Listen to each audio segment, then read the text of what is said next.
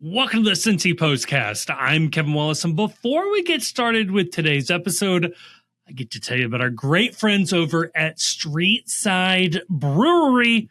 Oh, baby, the best damn brewery in the city is sponsoring this episode. That is right. Streetside, located on the east side of Cincinnati. It is a fantastic spot if you ever dig out of your driveway to get on down there. In the meantime, you can always pick up a 4-pack, a 6-pack, wherever you're buying your beers. They brew some delicious stuff. It is a fantastic place. I always recommend them for away matches for FC Cincinnati games. It is a great time, super friendly staff. They always have the games on. It's a FC Cincinnati pub partner. Okay, so that's good stuff. They've been so good to us here at the Postcast. I cannot say it enough. Please support them, love them, show them love, follow them on social media. They're good people. They're brewing good beers. Great venue over there in Columbia, Tusculum. Absolutely love them. So thank you to Streetside for sponsoring this episode. And thank you for checking them out. And on today's episode, we got a special one for you. We hear from the man himself, Carter Chapley, on location in Florida for FC Cincinnati preseason. I mean, look, he is the only one who is not a coach who is watching the preseason games, is allowed to see training, okay? So why have an opinion on what we read via Carter's live blog and just bring Carter on anyway, okay? So it's a great conversation with Carter. I think you're really going to enjoy it. That's all this episode is, okay? So I think you're going to have a lot of fun with this conversation. Carter is living it up down there in Florida. So I felt like, you know, on a winter level 3 snow emergency type weekend and Monday, maybe it's nice to hear a little bit from Florida. And that'll be a nice little postcast.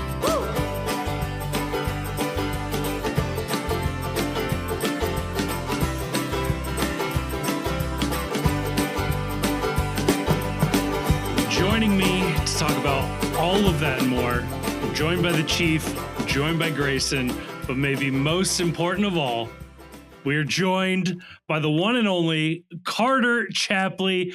Carter, I don't even want to ask you how you're doing, because Carter's down in Florida with the team, and he's not enjoying this winter weather that we're experiencing back at home. But how are you doing, Carter? A lot better than whatever's going on back home. Who's shoveling your driveway, Carter? Mrs. Chapley. I've got an earful about it already. It's not. It's not ideal. Well, like the plan initially was to hire this roving gang of teens who walks up and down our street every time it snows. And I was like, oh yeah, just like enough cash, just like hire them. And then they never showed up. And I think it's because it snowed too much and they never got like down far enough. So yeah, I got an earful about that. So I definitely have not. It's not great, but the weather down here is really nice, and it's been it's a lot more fun to watch a big snowfall. Yeah, I assume you're not sending photos of the fact that you're sitting on a balcony right now overlooking the ocean to Mrs. Chapley as she deals with a driveway that needs to be shoveled under 1.5 foot of snow. What band is playing there? It's a well, right now I think they're doing a cover of All Star by Smash Mouth, but it's definitely not a band.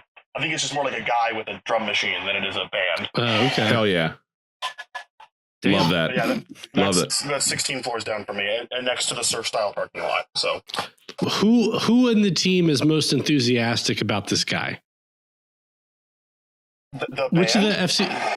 Well, I assume the entire team is down there watching this concert. Who likes it the most? I didn't realize it was that loud. I couldn't tell you. I don't think any. Well, if it's Smash Mouth playing right now, which is Nick. I guess that's just the song they're playing. It has to be Nick, right? Like, yeah. Like, I don't think there's another name there. If it's that loud, I'm gonna head inside. I'm not gonna ruin this lovely podcast. No, that was just a copyright strike for using commercial music. No, we can't actually hear the music.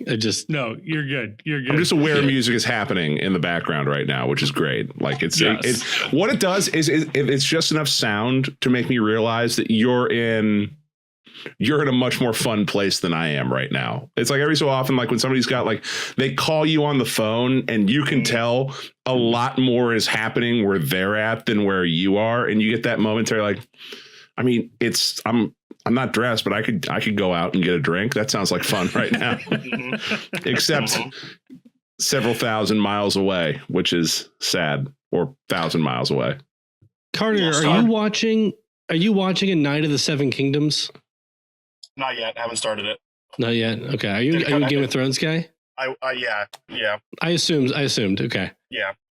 Because of like everything about me. You're from Canada. All you people are into the North. Right. Yeah. So what do you got? So for Oscars, picture, actor, actress, supporting. Picture. I mean, it's gonna be. Well, where do I start? Picture. So the big six, basically. Yeah. I think it's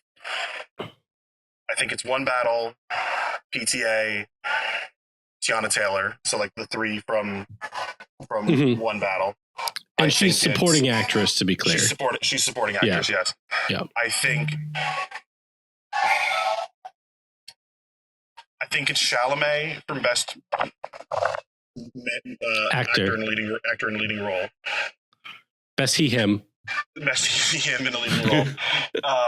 I think it's Skarsgård for supporting actor. Really? Yeah, Okay. I think Benicio and Sean Penn are going to split ballots, and Sentimental Value is going to have a hard time finding another like spot. Unfortunately, I think, except for maybe in the international feature, but that's too damn ticket for what we're talking about. And then like best actress in a leading role, like Jessie Buckley feels like she's got it running away, but I'd probably take Rose Byrne. Is who I'd probably, if I was like making my own ballot, or if I had like Thank You. I think that's just like an absolute rock star performance, and even though Jessie Buckley's great in Hamnet, so it's kind of disappointing to feel like Sinners is going to get like shut out of that group, and then it's probably going to get the best original screenplay. But I'm here to talk about F1 getting a nomination. How fucking awesome that is! I stood up and cheered. I was like, I stood up and cheered in our meal room. I was like, Sonny Hayes, you did it! I mean, it's the best infomercial to ever win or to be nominated for a Best Picture. So I do give it that. That's kind of cool. It's just kind of unbelievable that the same guy made Top Gun again and like got away with it. Like that's crazy. But like you're just like, and you don't do it for everything. I think Joseph Kosinski's next film is Miami Vice, and I'm like, all right, do it again, just over and over again. We're just gonna do the same movie, and I want it every time. It's gonna be tough to make Miami Vice a remake of Top Gun Maverick. No, you're just not even thinking hard enough here. It's like there's an F1 track in Miami, right? Yeah. So just do that. There we go. Do it again. Well, just wait until Don Johnson comes back and like does something in the movie, and it makes it like you're just like, oh man, right. Look at him go. Like the car pulls up, and all of a sudden you just see like a foot drop down with no socks and like a loafer, and it's like, oh, I know who that is right there. Because Don Johnson is in obviously Knives Out, right? Yeah. He's in Dragged Across Concrete in a very pivotal scene. He's very good. He had Rebel and I think Ridge, he's like also 2 years ago. That was awesome. Rebel Ridge. Yeah, I liked that a lot.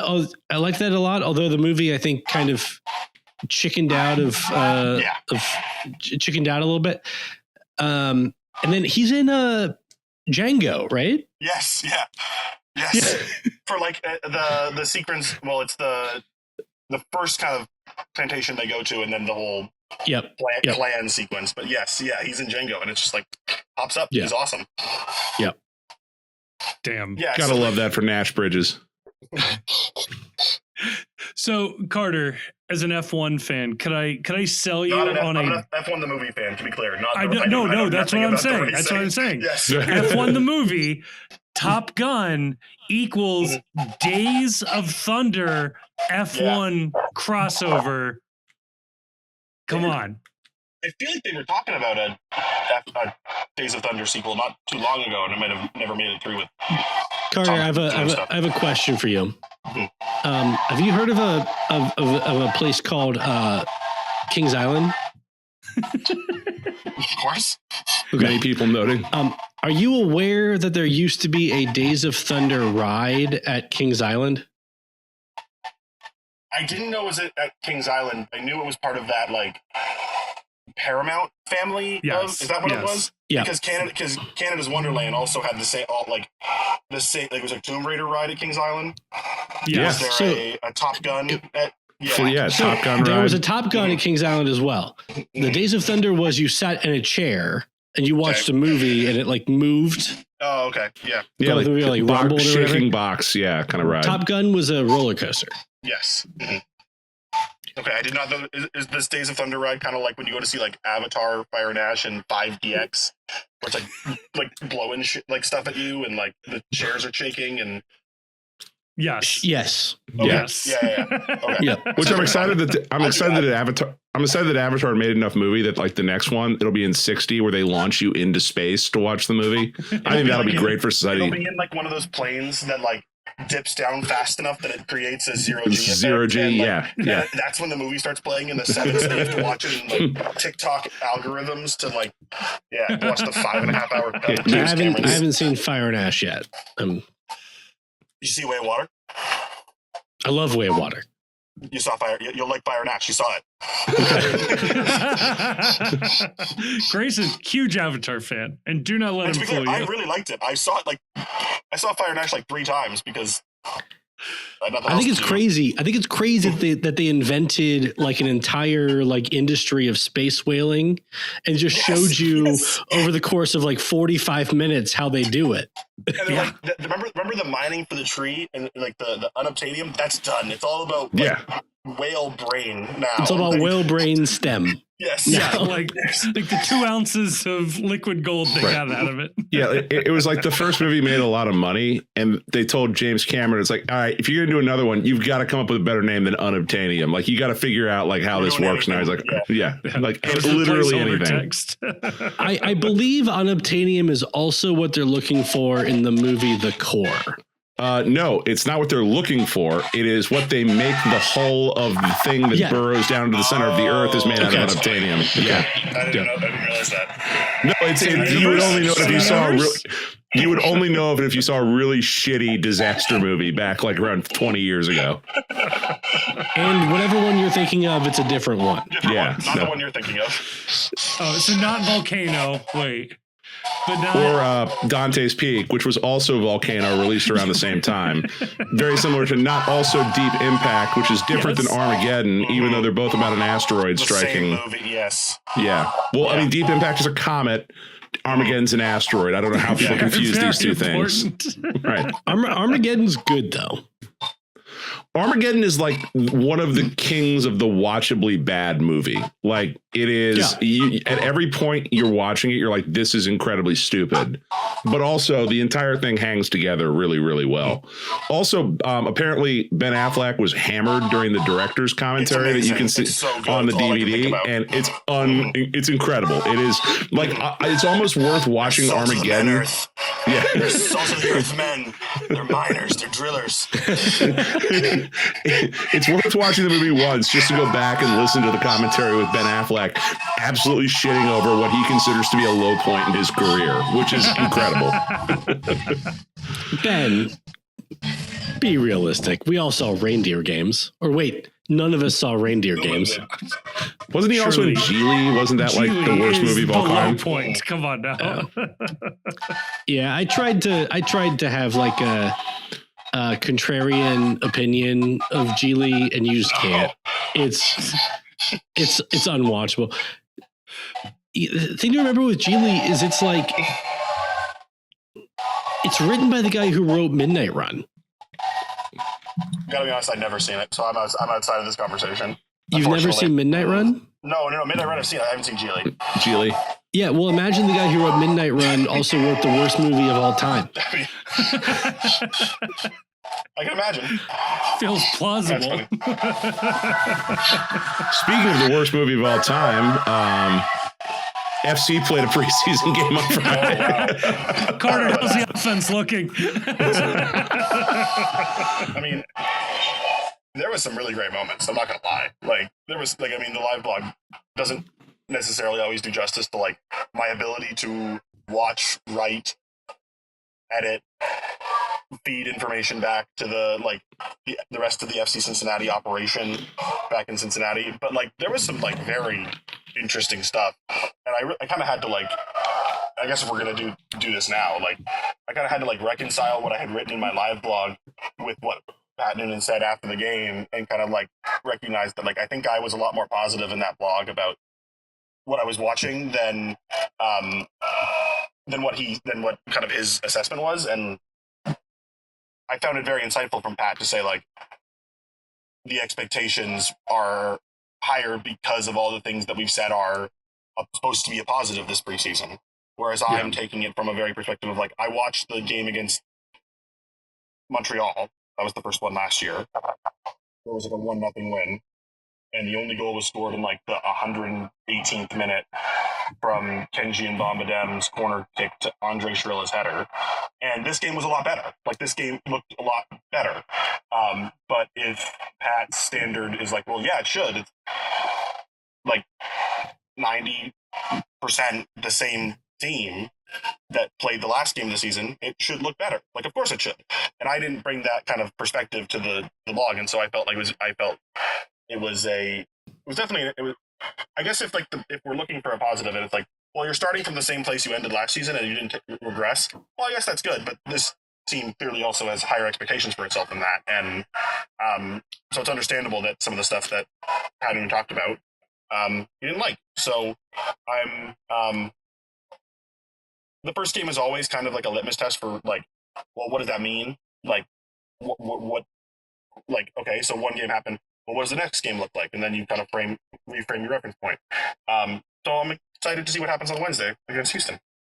So when you say that, because I think the most important thing most people are looking forward to right now is just sort of like what looks different from 2025 to 2026. And I understand game one, match one, the first time out is always going to look a little rougher than anyone anticipates because most of these guys they've only been back training together for about a week and a half at this point when you factor in medicals and travel and all that. To you who watch this team regularly, what was it in this first game that was like, oh, that seems like it's a little different than I remember it when we ended the 2025 season? I think there was a more incisiveness in both a effort to transition, but then also on restarts from their own end.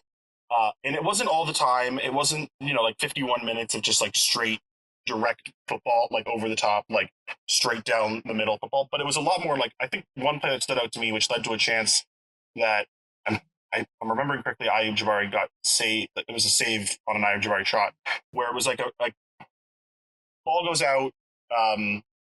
Roman kicks it up to Miles, and Miles pings it to Obi, and Obi splits, like bypasses Evander and sends Jabari up past the back line, for example. And it just happened faster than like it was happening before. And I think that was something that was like, it was an example of what I was seeing, and it didn't always work. It didn't always the connections didn't always like happen. But you could see there was an effort more, I think, to when a moment presented itself. And maybe not even a moment, but like just like from base to go faster and to push up the middle of the field in that way. And then there was a lot of stuff with, like, I think Pat said in his presser yesterday, had trouble beating the press, and that wasn't untrue, but it was true. There was some problems with that, but it was a lot of stuff where like you could see guys in positions where, who were in position weren't moving with the ball and weren't moving with the team. And it was like, that's the kind of like first game rust, I guess you'll call it, like first game stuff that you're working on, where it's like that happened a lot. And it definitely slowed the game down in a way that like, oh, if they were able to kind of like play together more as a team, they might have been able to do this more often. And so looking back on it, I can see now that like, oh yeah, like you can see where there are a lot of those moments where like the middle, let's say 30 minutes of the first 45 don't look as good. And in the moment, it didn't feel like that, but I definitely now, having thought it, like, you take in the information, like again, I'm sitting like at the corner flag on, like, I was on FCC's net end, typing, watching, publishing, trying to do it all. And so I'm not seeing 100% of the game like you kind of normally would.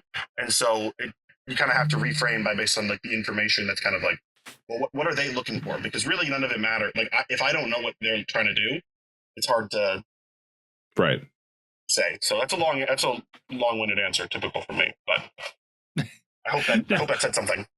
No. That is good. And I'm glad you brought up the preseason last year, because I am curious, like thinking back to where this team was starting preseason last year, a lot of the key pieces at the end of the year were not there. There was a lot of ambiguity about who was going to be the star of the team, the sort of focal point of the attack on this team.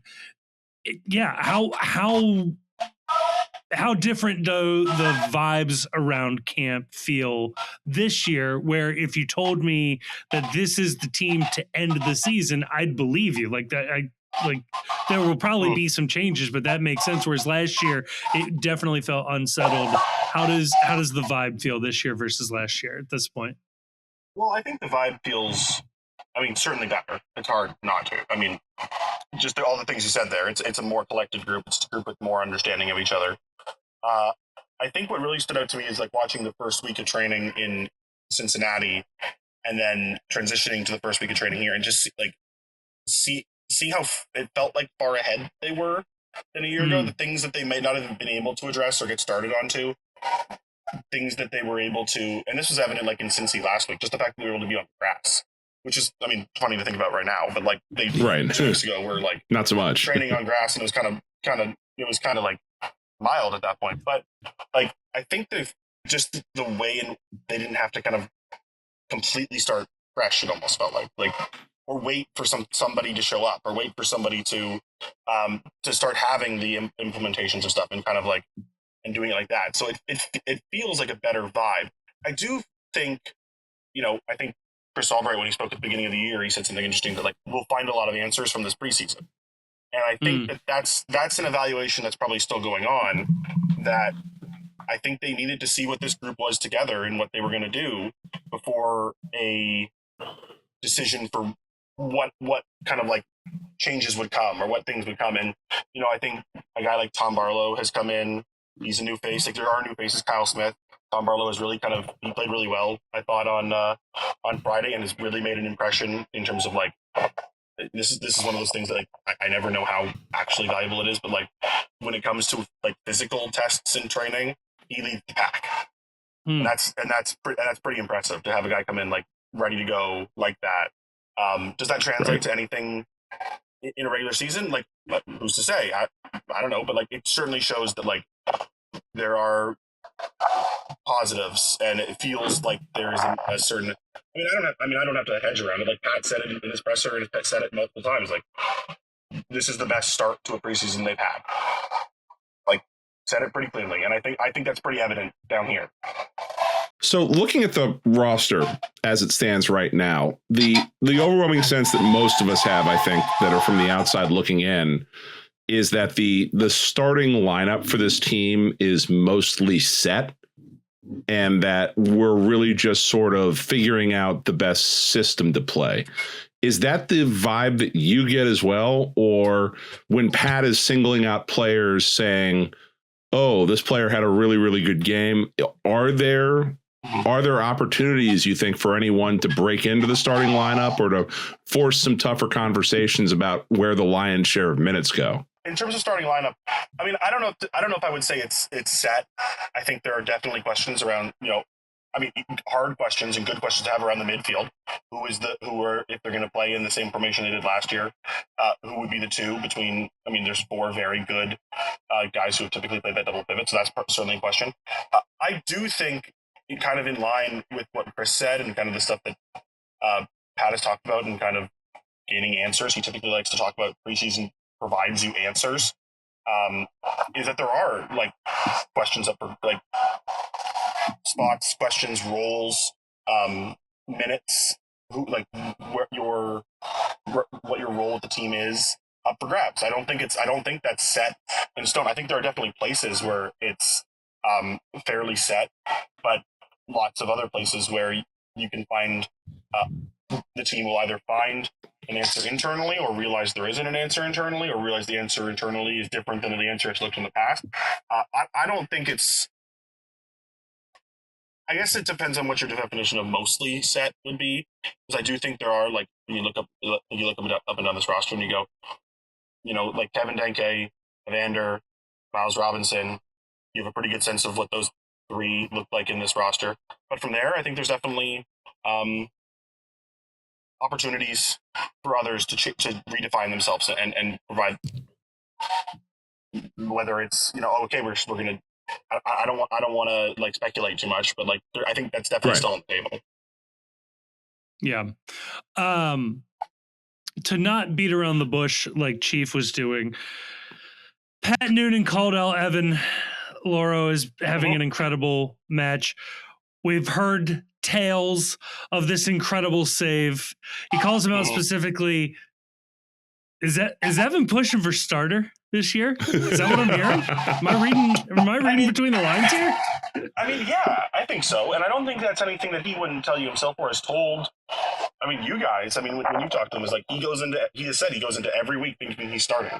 Like, and it's being a keeper is really tough because there's only one guy and run of play is hard and getting opportunities is hard. And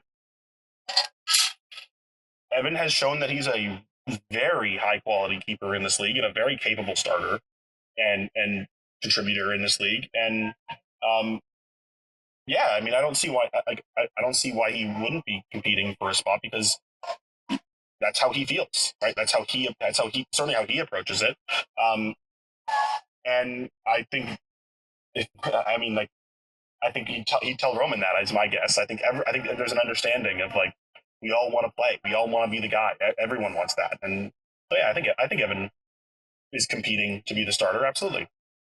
When do you think we'll stop being able to? When do you think we'll be able to stop, like, describing players as, like, X in this league? Like a very good player, like, in this league, a very high quality player in this league. Can we just, like, say that they're, like, good? Yeah. Okay, yeah. No. Yeah. No. See, I thought where Kevin was going with this was, another player that got singled out by Pat Noonan. Yeah, right. Yeah, no, I was waiting for it too, and it didn't happen. So I'll be the guy that asks. How has Dotto looked down in the preseason, and is our national nightmare about to end of Dotto being denied starting minutes by this coaching staff? I'm not saying this for me. I'm saying this for other people that listen to this show. Right. The journalistic integrity. Yes. Yeah. The people want to know. I mean, I think Dotto looked really good in that second 55 minutes. I think one of the critiques Pat gave in his press conference Friday, was that there was a lack of creativity. And I think Dotto was probably the creativity in that. If I had to say, like, I think he had a few really good chances, or half chances, I guess they might be described, because they never ended up actually resulting in a shot. But, like, one where he had a fairly okay case for a PK shout, kind of dribbling through multiple guys and then going down, and then, I mean, call never came. Whether it should have or not, but, like, he put himself in a position to, like, be in a good position.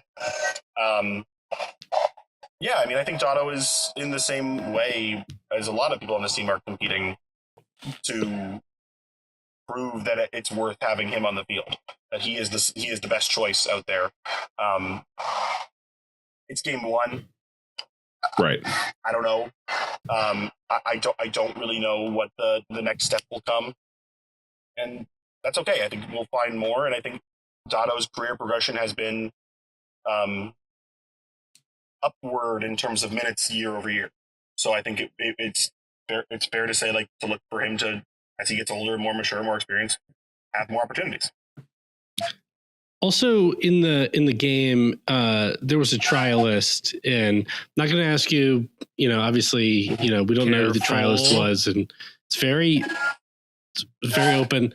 And so I mean that's like a very like general question of, do you think did you see anything?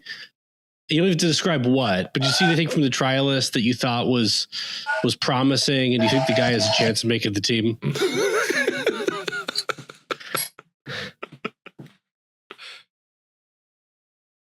Sorry, I think I cut out there. I'm not quite sure what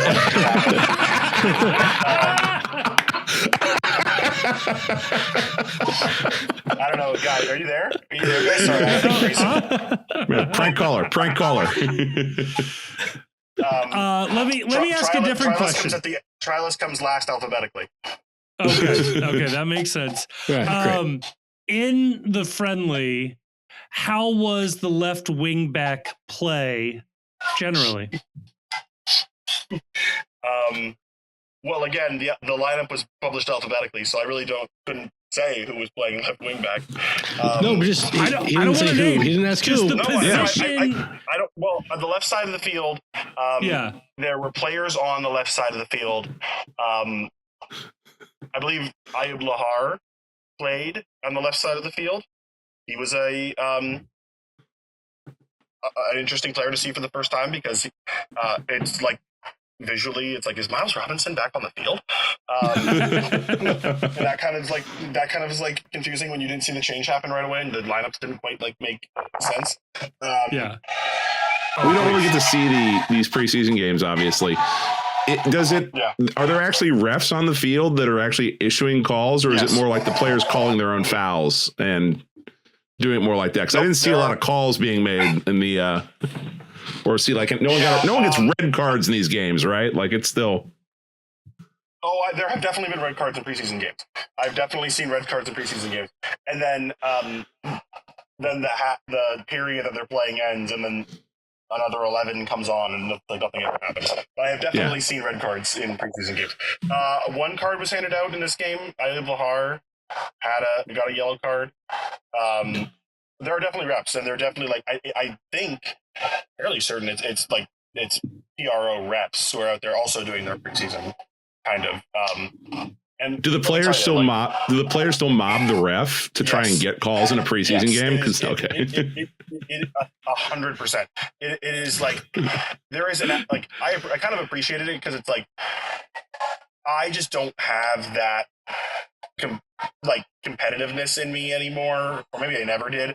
Where like even when I've played like indoor soccer or like rec league, whatever, like at the end of the day, like I reckon it's like, this game is like meaningless. This game is supposed to be a warm up. This game is supposed to be like, but like these guys like don't have that ability to turn that off. It's very fascinating that like it's like every call is as important as a regular season game, and they are absolutely mobbing the ref. And it's like the ref is like getting their preseason training in for like dealing with players coming in. It's like, right, this is what this is like again. Right.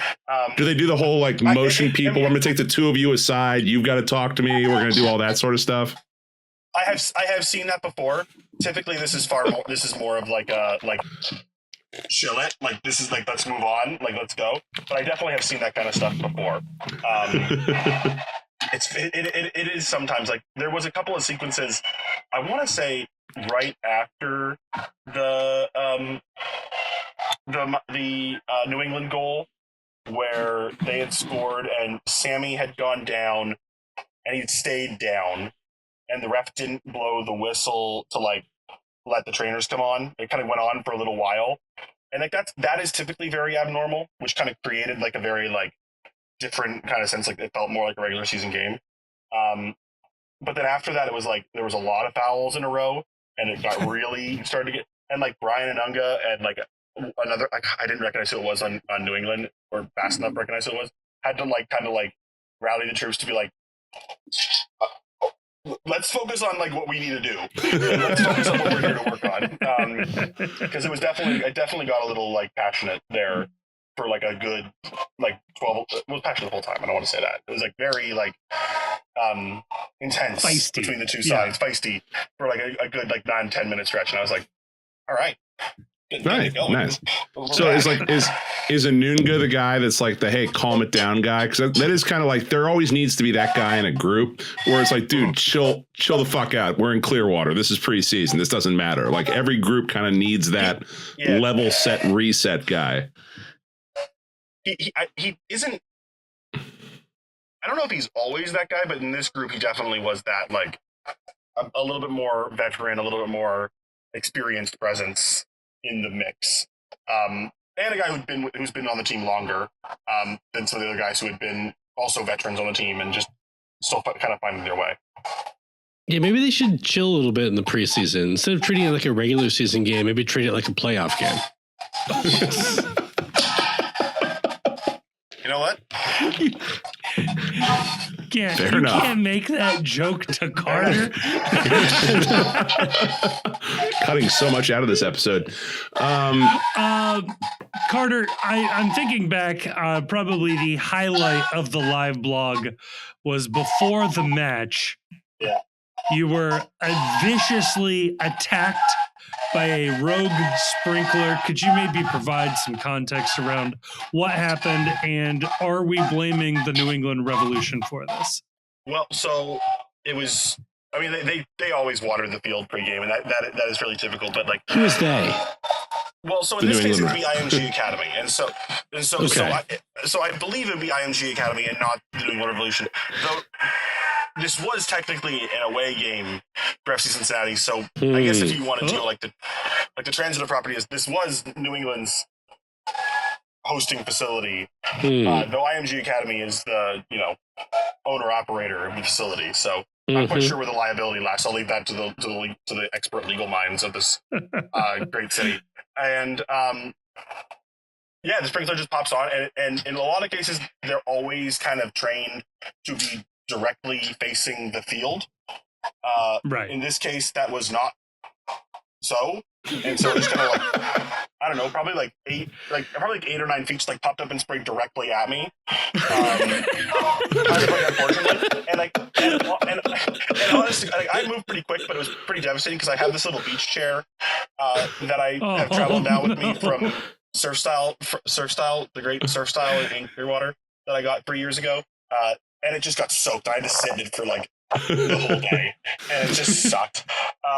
But like, I honestly really thought when I had to type that little like relocating from my phone because my laptop had like crashed out temporarily with the water, and I was like, oh, like this live blog is like done. Like I can't do it. Like it's over. I'm gonna have to like call IT, and then it kind of like dried it out, and like it got back to working pretty quick. I felt very lucky, but for a very serious brief moment, I was like, this is done. Like I've come down here not with one thing in mind, but certainly one very large responsibility in mind of like communicating this match to all of FC Cincinnati, and I don't have any. It's like one of if not the most read things I do every year, and it's done like 5 minutes before kickoff. And I was very scared for a moment. And our partners at Visit St. Pete Clearwater are very friendly, but I was like, I owe them this. So, and so I eventually I relocated. I took my coat and I kind of made a little bench for myself with my chair, so I didn't have to sit in the water too bad. But they turned the sprinklers on at halftime, and I was ready for them this time. I kind of sensed the head on a swivel. I retreated for to find safer ground, and I kind of avoided it. But yeah, it was a very quick opening to be like, oh god, this is over, this is done. Do you have to shout at anyone to buy you some rice to dip your laptop in or something like that? No, nobody cares. Nobody cares. I guess 2 questions about this. One, what's more daunting, the sprinklers or Honduran police? Ooh, yeah, Honduran police right now. Yeah, good. No, but sprinklers felt like it was in my power to control, and I failed. Sprinklers felt like I could have been more aware, and I failed. I didn't have the power to stop whatever was happening in Honduras. So I guess if your own self-worth is your greatest fear, then that was the greater fear. But no, it was that's another good I mean, you got to get them to mark the sprinkler heads for you, like maybe like an orange circle around those so that you know where to set up. That's got to be part of the pregame. Like, get like an intern out there, mark where the sprinklers are, and let me know. You can oftentimes see them on the ones that aren't on the field. Like, they're less like hidden, I guess, or like when they sink back into the ground, and you can oftentimes see kind of like almost dimples in the grass and be like, oh, they're there. Didn't catch it. Didn't catch it at all. Just tough. Were you wearing any kind of headwear? Oh yeah, the hat. You were wearing the hat? I was wearing the hat. Okay. Yeah. It's a very important detail. I was always prepared for that. I had that. And you know what's it's great. I'm going to say this on the record. I want this on the record. Is that I was the only one from our content staff who wore appropriate headwear, and I'm the only one who hasn't been sunburned. So nice. I am very prepared for those kinds of moments. Do you guys know about sunscreen? I do. That's for sure. You can actually. You know what I'll say? I think we just put out on the FC Cincinnati social media accounts the match highlights and stuff like that this afternoon. But if you go to the New England Revolution's Instagram story highlights of this game, you can see the hat. The hat is prominently featured later in the last half of the oh, incredible! Oh, very good. Okay, it is prominently featured. Me sitting back there, so you can go see the hat on the New England Revolution. I just did this Instagram feed. I just had this visual of you like looking a lot like Ugg from Salute Your Shorts, where you've got like the eye black or the sunscreen black underneath your eyes. I know he doesn't. It's a reference for me and me alone. I don't know. Yeah, but like lounging, like the chair has an ottoman, like you're lounging in the ottoman chair, like with your computer back like this, and just getting absolutely blasted directly in the face. You know who? And this makes me sad to remember, and I'm really happy that he's found another spot. But Dom Kinnear used to say I looked like Father Guido Sarducci from Great Saturday reference. Night Live. Great reference. And so I would get to the training pitch and he'd be like, "Oh, Father, good to see you," and like, yeah. So that's what I got before. So I don't know whatever that thing you just said, but I know Father Guido Sarducci. That was Michael O'Donoghue. Was the actor? Nice. I think he hosted SNL once as Father Guido Sarducci. I think he did. Yeah, back in like the 70s. Yeah, because he was one of the writers. Yeah. One final question about Sprinkler Gate. Carter, were you the only person to get sprayed by this rogue sprinkler? No, a photographer from I think it's called Imagine or Imogen, who is there. I think is like they're one of the wires that the league uses, and we both were unfortunately caught in the action, and we kind of just told each other. She actually helped me find the safe spot during halftime. Like, if you come back, if you stand in the corner, they can't reach you. Pick the chair around. All right. So you heard it here first. The only people who get sprayed were Carter and Imogen Poots. Imogen Heaps. Actually, I think it's IMG is the company there, Carter. She said Imagine to me, and I was like, I've never heard of Imagine. And I was like, I'm going to take your word for it that it's Imagine, but I don't know that for sure. And then and the school is called IMG. I was like, there's a lot of very similar names going on here. I'm just going to keep blogging. Yeah, it's one of those things where you tell me this, I'm going with it. I'm not going to fact check any of this. It just sounds really suspicious, little sus. To go back to that's Carter's motto. I'm just going to keep blogging. It's the content creator's motto. It's just nothing stops the blog. The content must flow. Yes. But if I could go back to that same tweet that has fueled so much of this conversation, Andre Shirilla gets called out as well. Should we imagine him as potentially being in the rotation, like the regular rotation, or imagine him. Imagine it. You can image him. I mean, Imagine, he is IMG still him. a FC. Yeah, he's still an FC Cincinnati 2 player, and I think that's where he will be.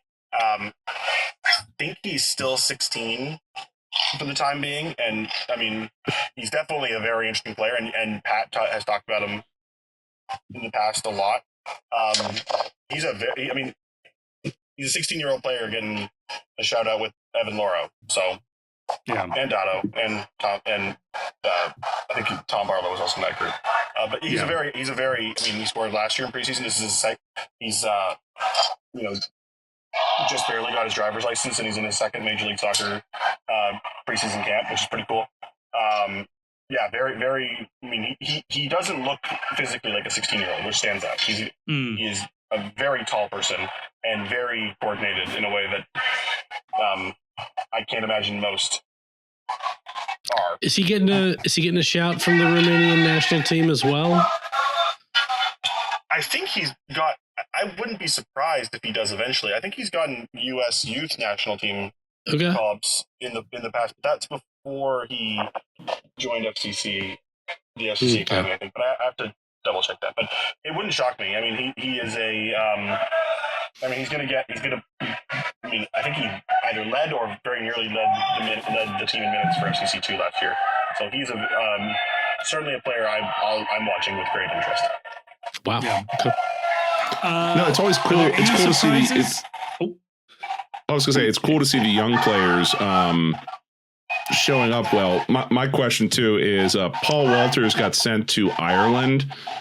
Was he, in terms of how fast he ran to catch that flight to Dublin to go hang out as a 21-year-old American doing a study abroad semester, would that have been measured in regular seconds or nanoseconds, how fast he got to his flight to go over to Dublin and go hang out, play some soccer, and just enjoy all of the Irish whiskey and beer that you can drink in the course of a calendar year? I mean, he did the fastest man to complete the Kessel Run, so to speak. I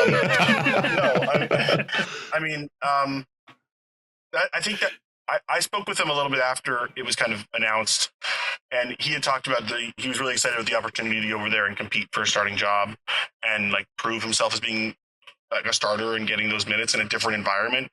And I think that's something that Paul Rogers has talked about in the past as a goalkeeper coach, that like not only is like he's not going over there as the bang on expected starter. They have a guy, but he's going over there with a chance to compete for it. But Paul Rogers, like he talked about when Paul went to go train with Hoffenheim, I think it was a year 24.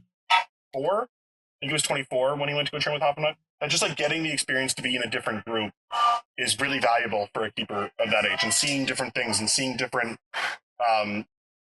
like the way different goalkeeper coaches teach you and what other goalkeepers do and other teams do is super valuable for a young goalkeeper. And so I'm excited for him in the place that he's going. I hope he gets a chance to to start and prove himself, and one day come back to FC Cincinnati and use that experience. But I can imagine of all the places in the world you can go on loan, I bet Dublin is like a pretty high on the list destination in terms of like seeing the world.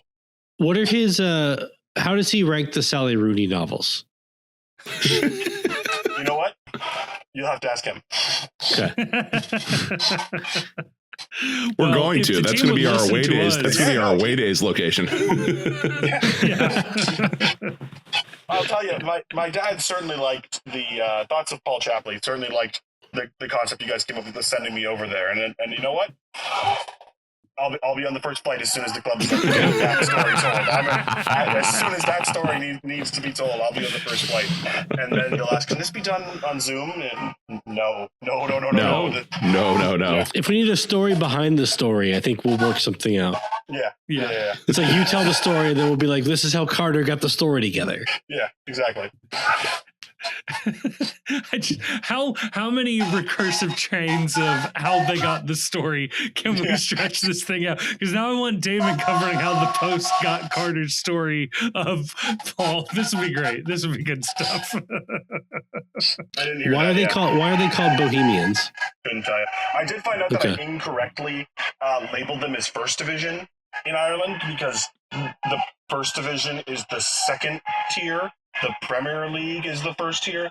And I had a lot of Irish people very upset with me. And I was like, oh, yeah, you're right. I probably should have looked that up before I just like kind of willy-nilly said it's in the First Division.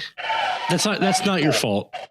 That's not your fault. People got to stop it with this. It's not my job to find this out, though. Like, come on. They got to. This is an epidemic all over the world where they're calling it the First Division, like the second tier or lower.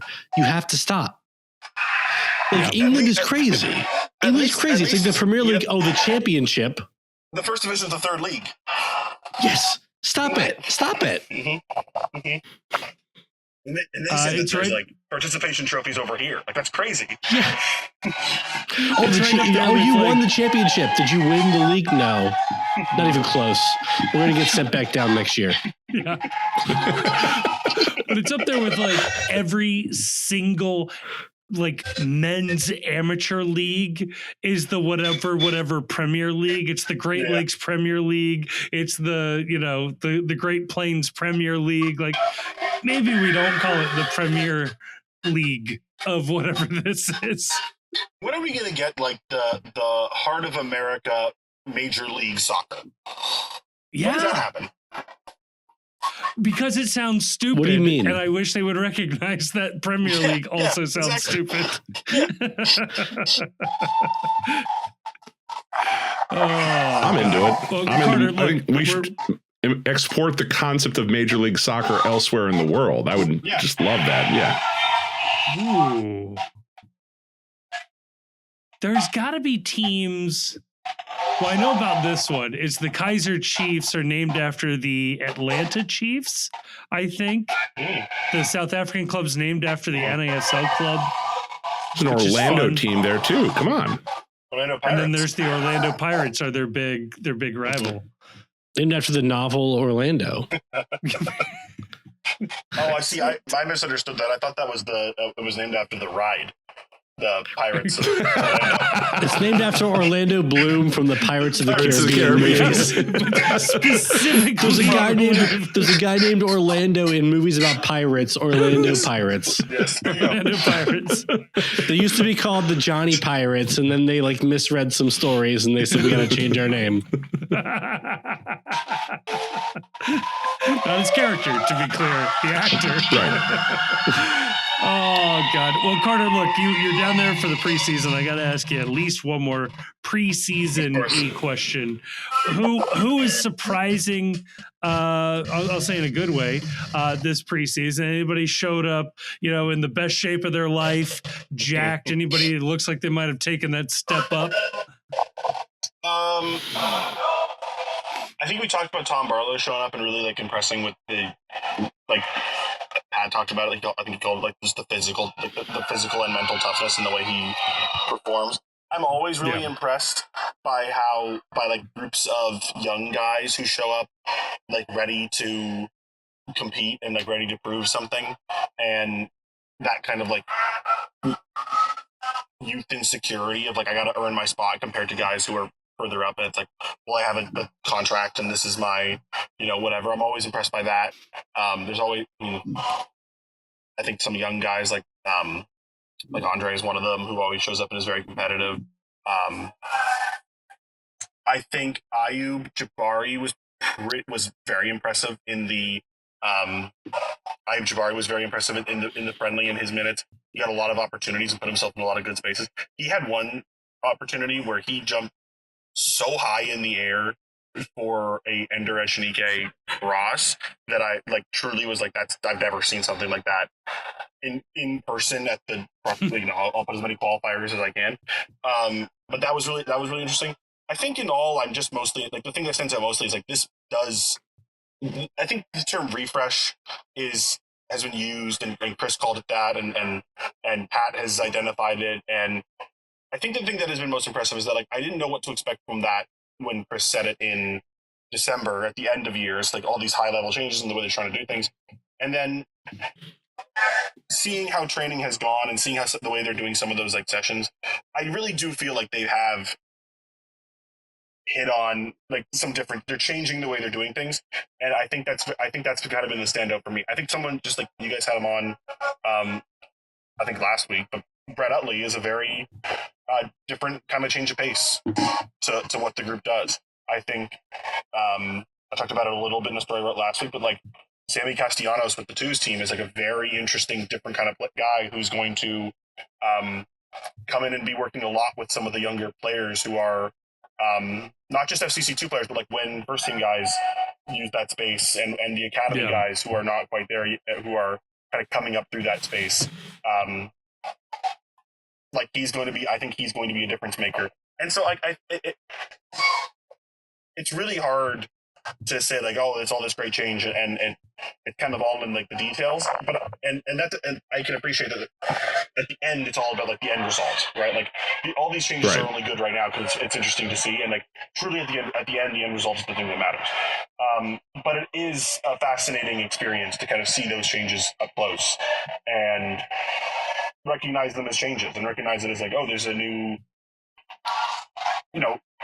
approach, attitude, willingness to try new things. And I think that's very interesting. So we had the opportunity to talk to Brett Utley on the show here. Great interview. Great dude. Blogger, Fellow blogger. Content creator. Got to respect the hustle. Got to respect the game. We all walked away, I think, with an idea of, okay, this guy has a perspective that, is a little different than what we've heard in the past in terms of his granular details and like almost like a tactics and an offensive soccer nerd. We all liked him, I think, and we all sort of thought when we walked away from it, oh, this is a guy that the vibe of this person really feels similar to, we've talked to Kenny Arena, we've seen Pat Noonan over the course of years about like the personality types involved. What have you seen in preseason and watching training, watching these games about how that sort of new triumvirate, if you want to call it, of that between Brett, Pat, and Kenny, how they've operated, and what have you seen that Brett sort of bring to the table there that may be different from previous years? Well, don't forget Ricky Paez in that group. He is definitely part of that group. And he plays an invaluable role with, especially with the midfielders, and then also with the Spanish-speaking players in the team. I think the interesting thing that I have found about Brett and his press conference and some of the limited opportunities I've had to kind of talk to him, get to know him a little bit better, and then watch it training, is that I think he's a guy who he's got a different way of thinking than what the current group has, but he speaks the same language. And I think that's like it's an interesting way of like kind of bringing in a new thought, a new way of thinking to the group, because I do think he speaks the same, not the same way, but like he does speak the he fits in with the group, and then it's not like he's just brought in this new guy who's just like what the Jonah Hill of the movie Moneyball. And it's like completely breaking down what has currently been, but he does bring in a lot of new ideas, and he does operate differently. And I thought one thing that really stood out was him, the way Pat Noonan talked about him in his press when we asked him about Brett, and that like he came into his interview with a lot of different ideas about how FC Cincinnati currently play, and how he felt like he could add to that. And I think the kind of impression I got from that answer was that like he had either said something that resonated with them, or had identified something that they already believed to be true, and he was able to successfully recognize that problem as well and had a solution for it. And so I do agree with like you read a lot of the stuff that I've tried to read as much of that stuff that he's written. I tried to watch some of the stuff that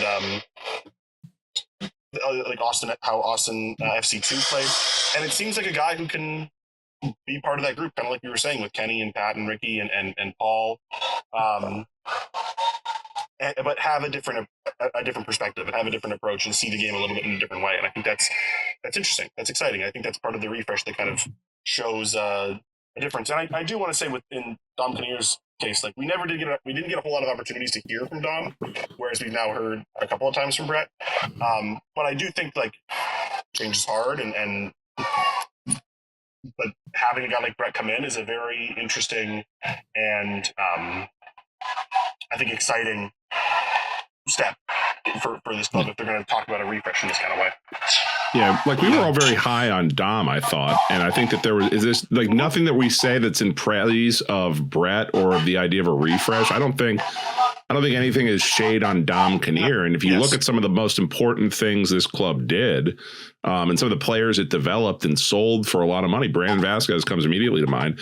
That credits Dom Kinnear with changing the way that he played and changing the way that he approached the game. I just think that, I think that two things can be true. I think that at one time Dom Kinnear was the perfect person for this team and what they needed, and it's a different team than the one Dom Kinnear came into. And I think that what we're all looking at and what we're all hoping for is that, maybe a couple of new, fresh ideas refreshes and resonates with this group of players. It's very different than the one, it's almost, ship a thesis kind of situation. It's a different team entirely than the one Dom Kinnear was successful with. So who knows if they just need a different voice or a different idea or a different, style, attitude, whatever it is in order to get over it. I just think we're all excited to see what that looks like in the final picture. Yeah, he's an interesting guy. I'm excited to see what he brings. Yeah. Carter, does FC Cincinnati normally have a hotel next to the drag racing strip, or is that new this year? No, that's very common, unfortunately. That's just Florida. We were kind of talking about it, and like we were walking through some, like there's some people on our content team who have not ever come down here before who are here this year. And one of them was remarking that there's just like an impossible number of like sports, like high end sports cars or high, I don't know what the right phrases. And the only thing we can imagine is that there's got to be like a luxury car rental spot somewhere here. Yes, because like it's an everyday occurrence where it's just like people rolling through this like strip of like Clearwater Beach, just like in the loudest cars imaginable. And they didn't drive them they didn't drive them from all over to be here. Like this is like obviously a thing they want to do. But yes, that is a common occurrence. So I apologize. As FC Cincinnati employees, you guys should be familiar with the concept of a kit. Of course. Like a Ferrari kit. I've heard, yes. So, on the concept, on the idea of cars, one of the big stories every year is that the players all get assigned into various van groups or driving groups or whatever. Is there an early betting favorite as to who is going to have the first accident among the group of van groups or driver groups? You don't have to identify who it is, but is there one that sticks out that we're going to have a problem with this van? I think fortunately this year, everything is pretty even money, because I think some of the departures from last year were like the very odds-on favorite. It felt like. I got one guy in my head. But I'm not going to say it. But I got one guy in my head. I can't remember. I think I'll save it. But like a person who you wouldn't have put the money on, like was the first one to have some kind of an incident last year. And Corey Baird. It kind of reset the market, so to speak. And this year it feels a little more even, and I think we're going to be okay. And you also don't have to say this, but I'm glad Chief brought the vans up. Is there a van that you would that would be your odds-on favorite to say, like, if I was riding in one of the vans, this is my van? Oh, what van would I want to get into? Yeah. You don't have to say. You can. You don't have to say what van. I'm just saying, like, is there one where you're like, oh, that's my van?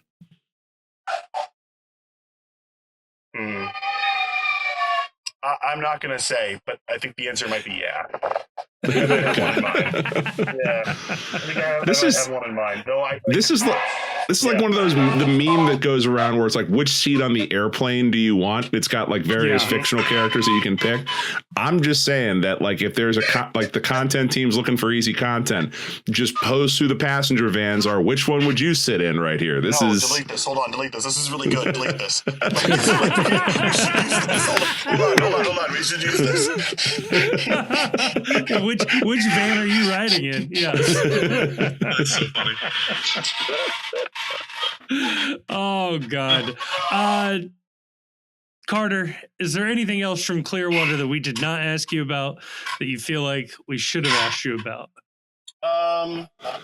You should have asked me about.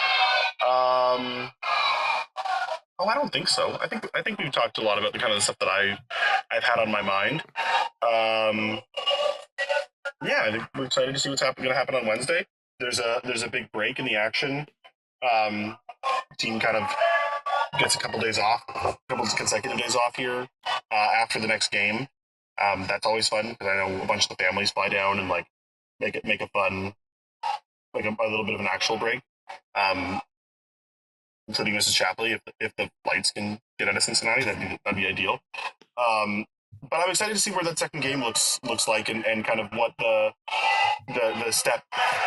next step is, because after one game, it's felt like a really, really good preseason so far, and in that game, I listen to what Pat says, and I hope after the second one it's more positive. So that's where we're at. Yeah, that's what I got. So final question. Someone informed me, I'm not going to say who, someone informed me that the pool may be out of service at the hotel. How is the mood down there when you found out the pool was closed? And has anyone gone to complain and ask for, some more Marriott points or whatever, to get this taken care of?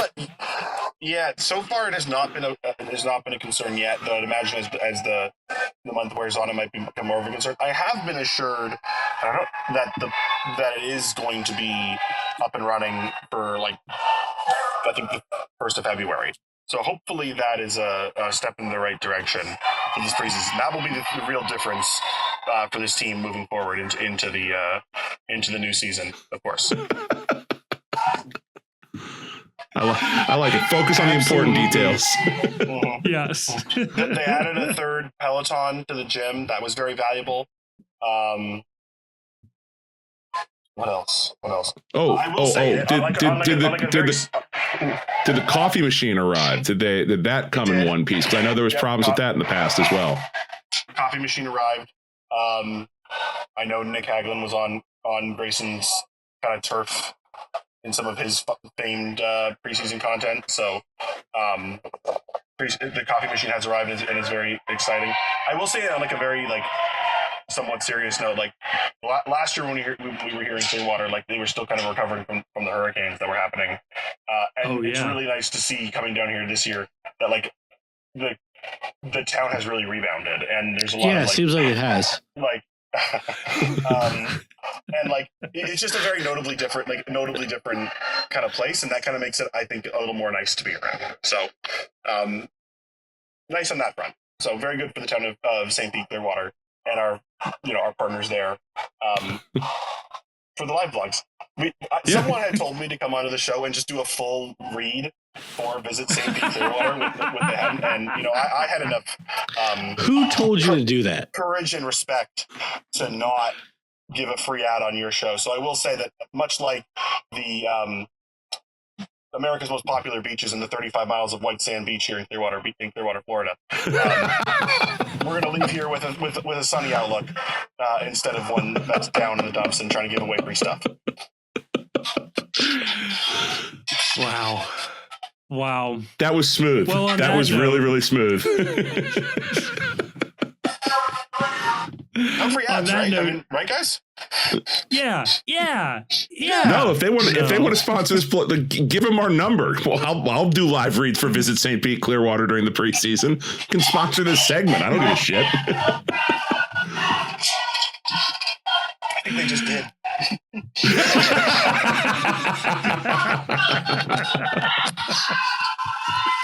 Oh God, Chief, you got to end this episode before more ads show up.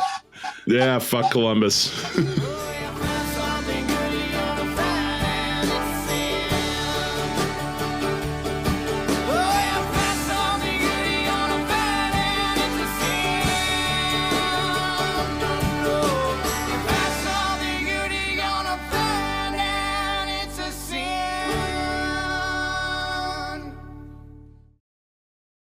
The Cincy Postcast is a production of The Post Cincy. You can check us out online at thepostcincy.com. You can also follow us on Twitter and Blue Sky, Facebook, and Instagram. Twitter and Blue Sky, though, you'll find we're a little more active than the other places. We're also on YouTube, where you can listen to this episode if you aren't listening to it already. We are also putting up video content semi-regularly, including the Away Days series. We want to give a huge thank you to Jim Trace and the Makers for providing the music for this episode. They are a lovely band, and you can find more information out about them in the description of this episode. And if you happen to enjoy what you just heard, can I please ask that you like us, that you rate us on whatever app you're listening to, and maybe more importantly than all of that, share this episode with a friend. When it comes up at work, you're talking about FC Cincinnati, I say, hey, I listened to an FC Cincinnati podcast. I think you guys will like it. It would really, really help us out. Nothing helps a podcast travel more than a good recommendation from a friend, family member. That would be awesome. When it comes to the sorting algorithms that control our lives, a 5-star review would be much appreciated. Also, leaving a sort of written review weirdly does more than that. That's how the algorithms work. So maybe say a nice or a mean thing, whatever. Just as long as you give us 5 stars, that'll really, really, really help us out. And if you are looking for more MLS content, check out our other podcast, The World's Gam. Again, a link will be in the description of this episode. That is where we touch on league-wide storylines and news, and we talk about other games and a couple other teams in there as well. I think you will enjoy it if you are just dipping your toes into Major League Soccer. A huge thank you to all of our sponsors, a even bigger thank you to all of our patrons over at Patreon, but maybe most importantly, thank you for listening to this episode.